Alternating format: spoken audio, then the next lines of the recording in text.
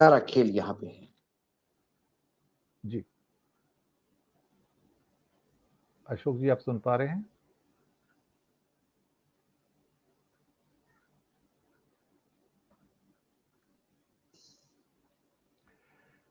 अब मैं एक नई एनोलॉजी लेके आता हूं अशोक जी, वो भी चक दे इंडिया से है। दो महिला खिलाड़ी हैं, दो लड़कियां हैं, एक दूसरे को देख नहीं सकती, दुश्मन है, कट्टर दुश्मन है, दोनों टॉप की खिलाड़ी हैं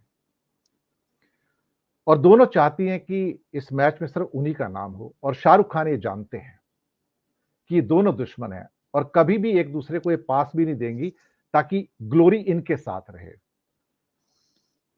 कुछ ऐसा ही खेल इंडिया गठबंधन के अंदर हो रहा है, जहां पे कुछ खिलाड़ी, चाहे वो अखिलेश हो या उनके साथ कुछ और हो या कुछ और, जो शायद अपनी ग्लोरी ज्यादा चाहते हैं और ओवरऑल ग्लोरी कम चाहते हैं। लेकिन फिर जब फिल्म का जो अंतिम सीन आते हैं, उसमें से एक लड़की जब वो डी के अंदर बॉल लेकर पहुंचती है और उसे पता है कि वो गोल नहीं कर सकती है, उसे पास उसी लड़की को देना होगा जो उसकी कट्टर दुश्मन है और जो नहीं चाहती कि उसको ग्लोरी मिले और वो मैदान खाली गोल कर सकती है। लेकिन वहां पे एक बड़ा दिल आता है, वो लड़की पास देती है उसको और जोर से उसका नाम लेती है, नाम लेके कहती है मार दे, गोल खाली है। वो लड़की पास लेती है, गोल मार देती है, गोल होता है, दोनों गले मिलते हैं, दोनों रोते हैं। ये चीज इंडिया गठबंधन में चाहिए, जहां दुश्मन भी गले मिलके रोए कि हाँ, ये पास मैंने खुद के लिए दिया है, तेरे लिए नहीं दिया है। This is something required in this 70 minute. मुझे लगता है दिनेश जी, बात आपने बिल्कुल सही कही है। आ, आम आदमी पार्टी, समाजवादी पार्टी, ये इश्यूज तो है और इश्यूज थोड़े टिकलिश इसलिए भी हैं कि लेफ्ट और कांग्रेस एक दूसरे के सामने केरल में खड़े हैं, लेकिन इंडिया इंडिया गठबंधन में है। दिल्ली और पंजाब में कांग्रेस और आम आदमी आमने सामने हैं, लेकिन इंडिया गठबंधन में है। बंगाल में लेफ्ट कांग्रेस इकट्ठा होकर ममता के सामने है, लेकिन ममता गठबंधन में है। इश्यूज है। लेकिन व्यक्तिगत रूप से जब इन लोगों से बातचीत होती है, तो खासकर मध्य प्रदेश को लेकर जब अखिलेश ने जो स्टैंड लिया था, हो सकता है कि वॉर ऑफ वर्ड्स हुए। उसके बाद कई बार चाय से कैटली गरम वाला एक मुहावरा है, वो हमारे यहाँ ज्यादा होता है। अखिलेश ने अपने भाषण में कांग्रेस को कुछ कहा, उसके बाद अखिलेश के समर्थक इतनी बुरी तरह से below the belt social media पे चालू हो गए। उसके बाद अखिलेश ने उनको डांटा और कहा। मुझे लगता है 70 घंटे का जो गेम था, तो ये जो 70 दिनों का जो गेम होने वाला है 3 दिसंबर के बाद, उसके पहले जो झगड़ा था वहां पे, वही झगड़ा यहाँ पे है। लेकिन मैं आशावान हूं, मैं ऑप्टिमिस्टिक हूं इस बारे में कि इन 70 दिनों में एक दूसरे के गले भी पड़ेंगे और जोर से चिल्ला के कहेंगे, लो बुआ जी, ले लो और 10 सीटें, आ जाओ साथ हमारे। बुआ भी लड़ेगी, भतीजा भी लड़ेगा, दोनों युवक साइकिल पे भी बैठेंगे और साइकिल हाथी पे भी चलेगी। यह भी हो सकता है। कई जगह बातचीत हो रही है। मुझे लगता है इन 5 राज्यों के चुनाव से एक थोड़ा सा एक अंडर करंट का एक एक्सप्रेशन आ जाएगा कि कौन कितना दम में है। क्योंकि इन 5 राज्यों में जो आर पार की लड़ाई है, वो सीधी सीधी कांग्रेस और बीजेपी के बीच में है। क्योंकि तेलंगाना में कांग्रेस और बीआरएस है। कांग्रेस यदि तेलंगाना में अपनी सीटें भी बढ़ाता है, पिछली बार तो बहुत ही दयनीय प्रदर्शन था, यदि सीटें बढ़ाता है तो इसका मतलब वोट परसेंटेज बढ़ता है, सीटें बढ़ती है तो इसका मतलब वह एक्सेप्टेंस और बढ़ी है। मध्य प्रदेश, छत्तीसगढ़, राजस्थान में यदि कांग्रेस आती है तो बल्ले बल्ले हो जाएगी। छत्तीसगढ़ में अपना गढ़ रोक सकती है और मध्य प्रदेश छीन सकती है बीजेपी से, और बीजेपी सिर्फ राजस्थान के कंसोलेशन प्राइज पे रह जाएगी। तो भी कांग्रेस का स्टेक ऊपर माना जाएगा। और तीनों राज्यों में बीजेपी आती है तो फिर कांग्रेस का बार्गेन पावर बहुत कम हो जाएगा। फिर उस टाइम पे जो नीतीश कुमार कहेंगे वही होगा। कांग्रेस भी ज्यादा अकोमोडेटिव होगी। राज्य के चुनाव में अक्सर मतलब समाजवादी का वोट परसेंटेज 1-1.5% है मध्य प्रदेश में। उसमें आप सीट मांगने के बजाय यदि समाजवादी मध्य प्रदेश में छोड़ देते कांग्रेस को तो ये बड़ा दिन होता। कांग्रेस का 2-2.5% वोट उत्तर प्रदेश में है। उसके भरोसे पे कांग्रेस यदि उत्तर प्रदेश में आधी सीटें मांगेगी तो ये कांग्रेस का मूर्खतापूर्ण काम होगा।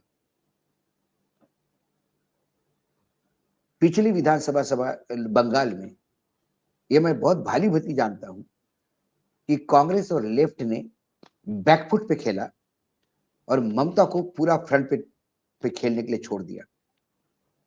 ये ममता भी जानती है दीदी, और इसीलिए ममता ने अपने पुराने स्कोर को छोड़ते हुए भी नए कीर्तिमान स्थापित किए और कांग्रेस और लेफ्ट थोड़े बैकफुट पे आए, जिसका खामियाजा उनको ये भुगतना पड़ा कि उनकी सीटें बीजेपी चली गई।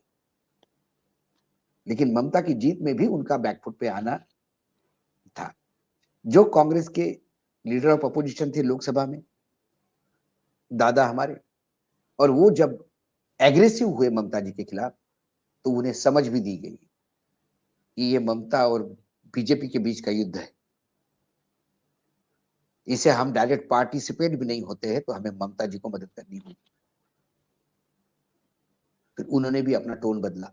ये होगा, ये 70 दिनों में होगा, क्योंकि जनता का प्रेशर बहुत है। आने वाली पीढ़ी माफ नहीं करेगी इनको, ये बात ये जानते हैं। यदि इस बार ये चुक गए तो आने वाले समय ऐसे कानून बदलाव होंगे कि रीजनल पार्टीज रहेगी नहीं इस देश में। मैं आपको बता दूं, जेपी नड्डा भी पहले भी बोल चुके हैं कि क्षेत्रीय दलों का कोई काम ही नहीं है, सिर्फ यहां 2 राष्ट्रीय दल रहेंगे। जब क्षेत्रीय दल चले जाएंगे तो क्षेत्रीय अस्मिता, क्षेत्रीय एस्पिरेशन और निरंकुश सत्ता का जो मदमस्त हाथी फिर जनता को रौंदने लगता है, उसके ऊपर एक अंकुश जरूरी है। कई बार क्षेत्रीय दल अंकुश का भी काम करते हैं। एक समय हमारे पार्लियामेंट में ऐसा भी था कि बंगाल और केरल से इतने लेफ्ट के सांसद आते थे कि कांग्रेस जैसे सशक्त सरकार को भी लेफ्ट का अंकुश उन्हें ट्रैक पे रखने में मजबूर करता था। और कई बार देखा कि आक्रामकता देख के लेफ्ट की कांग्रेस कई बार बैकफुट पे भी आती थी। ये मैंने आंखों से देखा। अभी निरंकुश सत्ता है, कोई अंकुश नहीं है लोकसभा में। सारा विपक्ष भी एक हो गया तो भी पीछे पड़ता है, बहुत कम हो जाता है। दूसरी बात, कोई परंपरा नाम की कोई चीज अब बची नहीं है, या पुरानी परंपराओं को मान रखना यह अपमान समझने लगी है वर्तमान सत्ता। इसलिए थोड़ा जोर से बोलने पे हाउस के बाहर सस्पेंशन होता है। कोई किसी को लेटर लिख देता है, और पहली बार देखा मैंने कि एथिक्स कमेटी ये लिखती है कि thorough investigation is needed in the case of Mahua Moitra, लेकिन उसका टर्मिनेशन का, निष्कासन का आदेश भी देती है। जब केस पे इन्वेस्टिगेशन ही करना है तो सस्पेंड करिए, टर्मिनेट क्यों कर रहे हैं? लेकिन जब सत्ता का मद चढ़ता है और जब आपका दिमाग खराब हो जाता है, रावण को भी तो ताकत का मद ही चढ़ा था। रावण जैसा ज्ञाता तो शायद ही कोई होगा, प्रगाढ़ पंडित थे रावण। ऐसी कौन सी विद्या थी जिसमें संगीत से लेके एस्ट्रोलॉजी, एस्ट्रोनॉमी से लेके एस्ट्रोलॉजी तक, जो रावण के पास नहीं थी। लेकिन इतना ज्ञाता आदमी अपनी ताकत के अहंकार से ऐसा काम कर गया जिसका सत्यानाश हुआ। और वर्तमान सरकार उसी मोड़ पे जा रही है, किसी का सुन नहीं रही है। सर्वोच्च न्यायालय निर्णय देती है, एक नया कानून बना के वो निर्णय को आप उल्टा देते हैं। मतलब सर्वोच्च न्यायालय की भी कोई औकात नहीं रही। इनडायरेक्टली यही बताना चाहते हैं। जब चाहे तब ईडी भेज देते हैं। 2013 का केस, 2014 का केस, 2014 के बाद 8 साल हो गए। 8 साल के बाद ईडी ने all of a sudden national Herald में आज कल संपत्ति जब्त कर दी। आज अशोक गहलोत का एक अशोक गहलोत की बात कर रहा हूं मैं, हाँ, अशोक गहलोत के लिए लाल डायरी की बात की जाती है। क्या इस देश के प्रधानमंत्री और सरकार इतनी कमजोर है कि लाल डायरी में सारे प्रूफ पड़े हैं? चुनाव में उसकी बात होती है लेकिन लाल डायरी सीज नहीं करता ईडी। सीज कर लेना चाहिए, अशोक गहलोत को जेल में होना चाहिए, लेकिन लाल डायरी हो तो ना, उसमें कुछ है नहीं तो लाल डायरी का सिर्फ हवा बनाना है। एक कैश कैरियर पकड़ा जाता है दास नाम का रायपुर में, उसके जिस कार में पैसा मिला पकड़ा जाता है वो कार बीजेपी के विधायक की भाई की है।